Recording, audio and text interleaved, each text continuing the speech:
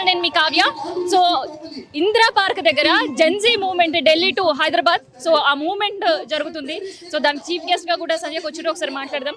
అసలు ఏంటి జంతర్ మంతర్ మూవ్మెంట్ చూస్తున్నాం, సో ఇది ఒక మినీ జంతర్ మంతర్ లానే కనిపిస్తుంది నాకైతే. ఇవాళ దేశమంతా జంతర్ మంతర్లుగా మారుతున్నాయి. ఎందుకంటే జంతర్ మంతర్లు ఏం జరిగింది, గాంధీయిస్టులు గాంధేయవాదులు సత్యాగ్రహం చేస్తుంటే, అహింసా పద్ధతుల్లో వాళ్ళు నిరసన వ్యక్తం చేస్తుంటే, గాంధీ చెప్పిపోయిన సత్యాగ్రహాన్ని కొంతమంది గాంధీయిజం ఫాలో అయ్యేవాళ్ళు, గాంధేయవాదులు దాన్ని ఇప్పటికీ అమలు చేస్తున్నారు. అటువంటి వాళ్ళు అక్కడ చేస్తే దాని మీద హింసతో విరుచుకుపడింది ప్రభుత్వం. అంటే మీరు అహింస కోరుకుంటే మేము హింసతో జవాబు చెప్తామంది. పిల్లల రక్తం కళ్ళ చూశారు, విద్యార్థులు తలలు పగిలి చేతులు విరిగి విద్యార్థులు అక్కడ తమ జీవితాల్ని పణంగా పెట్టి వాళ్ళ ప్రాణాలు పోతాయా ఉంటాయా కూడా తెలియలేనంత తొక్కిసలాటలో ఎవరు బతుకుంటారో ఎవరు చచ్చిపోతారో అర్థం కాని స్థితికి నెట్టారు.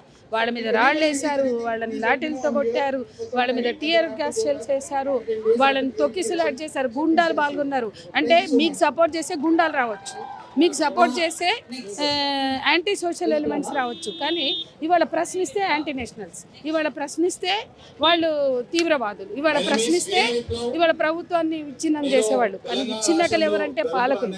విచ్ఛిన్నం హింసతో ముంచెత్తి విద్యార్థుల్ని పీస్ఫుల్గా జరిగేదాన్ని వాళ్ళు ఏముంది, వేల మంది లక్షల మంది వచ్చి నినాదాలు ఇస్తారు, అంతకుమించి ఏం చేయరు కదా. కానీ దానికే బెంబేలెత్తిపోయి ధర్మేంద్ర ప్రధాన్ కుర్చీని పట్టుకుని వేలాడుతుంటే, ధర్మేంద్ర ప్రధాన్ కుర్చీలో కూర్చోవడం కోసం ఇంతమంది విద్యార్థుల్ని బలి పెడుతున్నటువంటి ప్రభుత్వం బాధ్యత వహించారు. సంజయ్, మీరు చాలా మూమెంట్స్ లీడ్ చేశారు, చాలా మూమెంట్స్ చాలా ఉద్యమాలు లీడ్ చేశారు, చూశారు.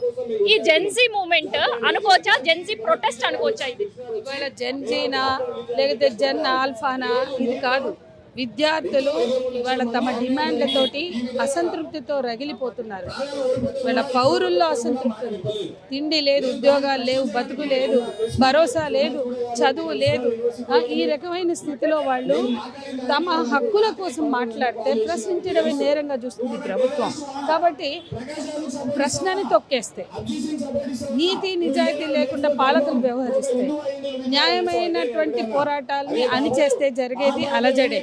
ఇవాళ దేశమంతా జంతర్ మంతర్లుగా మారుతాయి. ఇవాళ దీని బాధ్యత ఈ ప్రభుత్వం. సో జంతర్ మంతర్లో చాలా మూమెంట్స్ చూసాం, ఒక ఫార్మర్ మూమెంటే కావచ్చు, లేదంటే ఉద్యోగుల మూమెంటే కావచ్చు. కానీ ఇప్పుడు లీడ్ చేస్తున్న స్టూడెంట్ ఇష్యూ ప్రతి రాష్ట్రానికి వస్తుంది, ప్రతి అర్బన్ సిటీని తగులుతుంది. అసలు ఏంటి అంటే ప్రతి అర్బన్ సిటీ, ప్రతి రాష్ట్రం, ప్రతి గ్రామం రైతుల సమస్యల మీద స్పందించాయి, వాళ్ళ విద్యార్థుల సమస్యలను స్పందించాయి. ఈ విద్యార్థులదే కాదు, పోయిన ప్రాణాలు 30 అంత ఈజీ కాదు. 30 మంది విద్యార్థులు ప్రాణం పోయారంటే రేపటి భవిత, రేపటి ఈ దేశ భవిష్యత్తు ఎంత అంధకారంలో ఉందో మనకు అర్థమవుతుంది. అంతమంది లక్షల మంది విద్యార్థులు అక్కడ చేరి లాఠీలు జులిపిస్తున్నా, టియర్ గ్యాస్ షెల్స్ పేలుతున్నా కూడా వాళ్ళు వెనకడుగు వేయలేదు, ముందుకే వెళ్ళారంటే ఎంత డెస్పరేట్గా ఉన్నారు. మామూలుగా పోలీసులు చూస్తే భయపడే విద్యార్థులు, యువత ఇవాళ అంత ఎదురెళ్ళారంటే అందరం ఆశ్చర్యపోతున్నాం. 50 ఏళ్ళుగా ఉద్యమాల్లో ఉన్నవాళ్ళం. అంటే ఇది దేశంలో ఉన్న పరిస్థితి, ఈ దేశంలో ఉన్న సిచ్యువేషన్ని మనం అర్థం చేసుకోవాలి. దీనికి పాలకులు మాత్రమే బాధ్యత వహించాలి. సో ధర్మేంద్ర ప్రసాద్ రిజైన్ చేయడంతో ఇష్యూ ముగుస్తుందా, లేదంటే ఇంకా కఠినంగా ఏంటండి? ధర్మేంద్ర ప్రసాద్ రిజైన్ చేయడంతోనే ఈ సమస్యకి ఎండ్ పులి స్టాప్ పడుతుంది. ధర్మేంద్ర ప్రధాన్ రిజైన్ చేయడం ఒక న్యాయమైన డిమాండ్. నేను ఇవాళ స్టూడెంట్స్కి సపోర్ట్ ఇవ్వడానికి వచ్చాను. నేను డాక్టర్ రుక్మిణీరావు. నేను నల్గొండ జిల్లాలో ఆడపిల్లలతో పనిచేస్తాను. 1000 మంది ఆడపిల్లలతో పనిచేస్తున్నప్పుడు వాళ్ళకు ఒక ఫ్యూచర్ కావాలి, గ్రామీణ ఆడపిల్లలకు ఫ్యూచర్ కావాలి.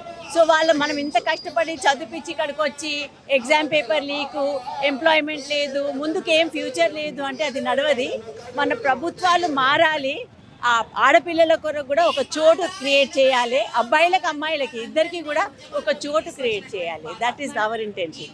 ఒక చోటు గురించి మాట్లాడుతున్నారు, కానీ ఒక చోటుకు వెళ్ళిన తర్వాత ఆడపిల్లలపైన జరుగుతున్న అసాల్ట్, సెక్షువల్ హరాస్మెంట్, అవి కూడా ఒక దేశ రాజధాని, అది పోలీస్ అట్రాసిటీస్ ఎప్పుడు జరుగుతూనే ఉన్నాయి. ఎప్పుడు మనం ప్రొటెస్ట్ చేస్తూనే ఉండాలి.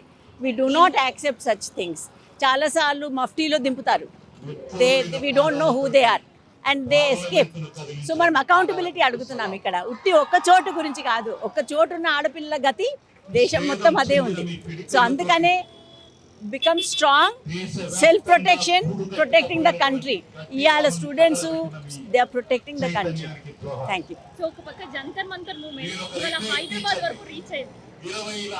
మొదటి నుంచి కూడా అంతేనండి, అక్కడ జరుగుతుంది. ఇక అది క్యాపిటల్ కనుక అక్కడ పెద్దగా వెత్తున కనబడుతుంది, కానీ మన దగ్గర కన్సిస్టెంట్లీ మనం పనిచేస్తూ ఉన్నాము.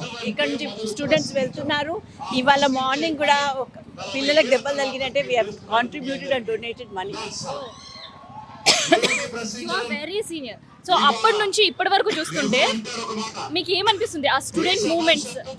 నాకేమనిపిస్తుంది అంటే ఇప్పుడు ఒక మంచి అవకాశం ఉంది. అప్పుడు స్టూడెంట్ మూమెంట్స్ చిన్నగా ఉండేది, ఇప్పుడు ఒక పెద్ద పైమానేమే, బడే పైమానేమే కన్నే కా పెద్ద లెవెల్లో చేసే మనకు ఒక అవకాశం ఉంది. అది ఆపర్చునిటీ పిల్లలు తీసుకుంటున్నారు, మేము సపోర్ట్లో ఉన్నాం.